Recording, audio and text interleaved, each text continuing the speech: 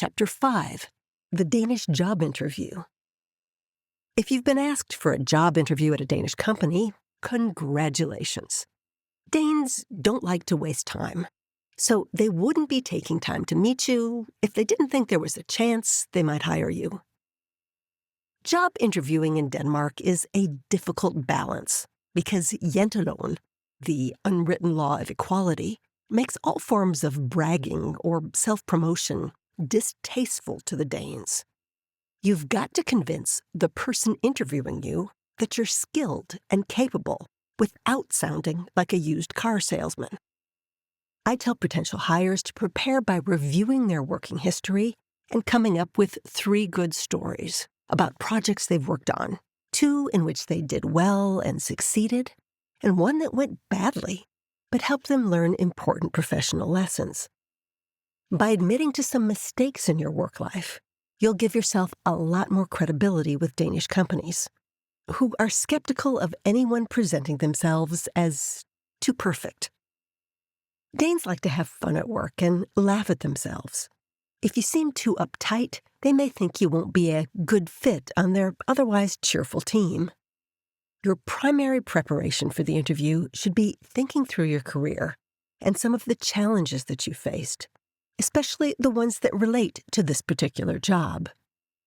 Think in terms of projects and of problem solving. Danish employers want to know how you'll use your independent smarts to tackle challenges, not just wait for a boss to tell you what to do. Details are good, especially if they show your grasp of the nuts and bolts of your industry. It's also a good idea to re-examine the human qualities listed in the job ad, precision, people skills, efficiency, whatever, and arrive at the interview ready to talk about real-life examples that show how you possess these qualities. Danes love punctuality, so do everything you can to be on time for your interview. Danish industrial companies tend to be located on the outskirts of town, and if a bus goes there, it often goes only once every half hour. So, for heaven's sake, plan out your route in advance. Better to be 20 minutes early and kill time in reception than be racing through the door 10 minutes late, sweating and swearing. When you meet the hiring manager, shake his hand and make direct eye contact.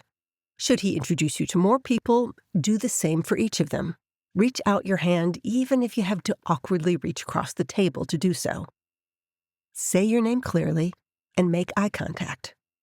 The Danes see eye contact as a sign of trustworthiness and confidence. The hiring manager will probably offer some tea or coffee. In bigger companies, this might be delivered to the interview room on a tray. But in smaller companies, you may be taken to the group kitchen and told to pour your own hot beverage out of a machine, just like the current employees do.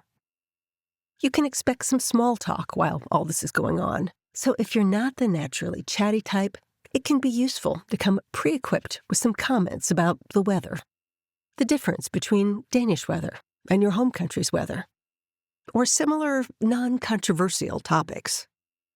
Once you sit down, your Danish job interviewer may try to warm up the conversation with a few questions about your family or personal life, mostly to get a sense of you as an individual and gauge how committed you are to staying in Denmark. Stick to brief generalities here. There's no need to disclose any information that's too personal. In particular, women don't need to answer questions about when or whether they plan to have children. This question is illegal. Then comes the main part of the interview, when you will be asked how your qualifications match the job.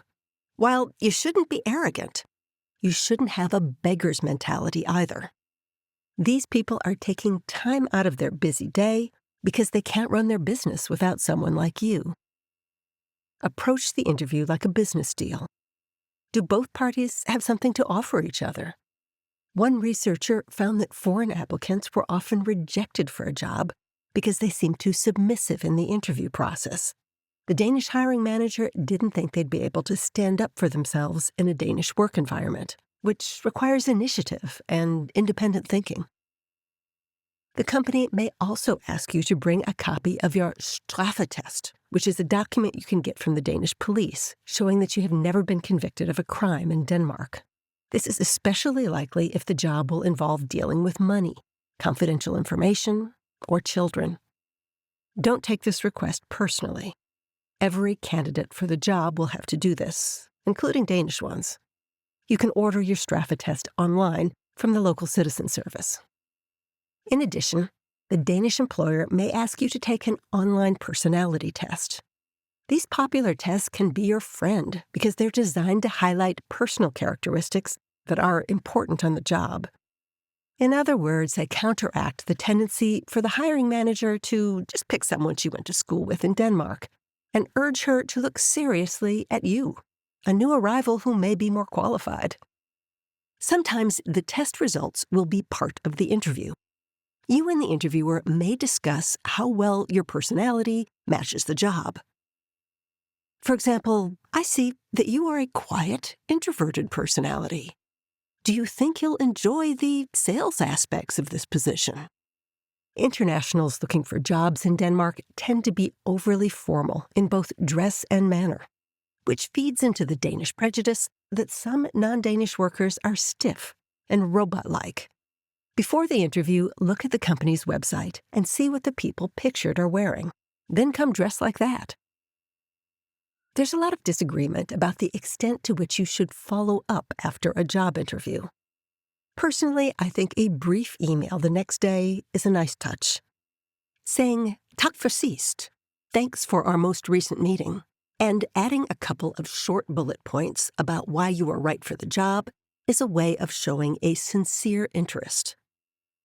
This is also a good time to supply any additional information the interviewer asked for during your meeting. Then, leave it alone. If they're interested, you will hear from them within a couple of weeks, certainly less than a month. And if they do get in touch, you may just be at the beginning of a long hiring process that could include more interviews, more tests, and weird, inexplicable delays. This is standard practice. The hiring process when I joined Danske Bank took more than 3 months, which I later learned was because HR thought I was a poor fit for the job, despite the hiring manager's insistence. The hiring manager won, and I enjoyed working at Danske Bank for many years. If you do get an offer for a job in Denmark, congratulations. Startups will probably want you to begin work immediately. Larger companies may give you a few weeks or even a couple of months to prepare to get yourself settled and ready, or to go through the work permit process if required. Your company will give you a contract to sign. Keep in mind that if you're a member of a union, you can have the union's legal team review the contract to make sure it's fair to you. Your employer won't be surprised or offended by this. It's standard practice.